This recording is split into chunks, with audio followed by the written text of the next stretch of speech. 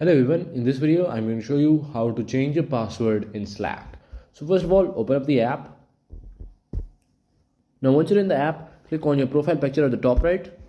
Now in here, click on preferences. Now in here, scroll down and look for account settings. Click on it. Now once you're in the account settings, click on expand besides passwords.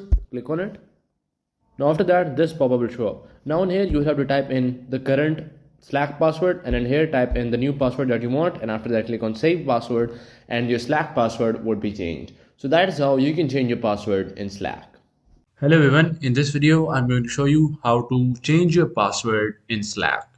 So first of all, click on the workspace name right here, click on it. Now in here click on tools and settings, and in here click on workspace settings. Now once you're in the new tab, click on menu on the left side. Now in here click on account and profile, and after that you would see password right here. Now in here click on expand, and in here you would have to type in your current password. After that, type in your new password and click on save password, and after that your Slack password would be changed. So that is how you can change your password in Slack.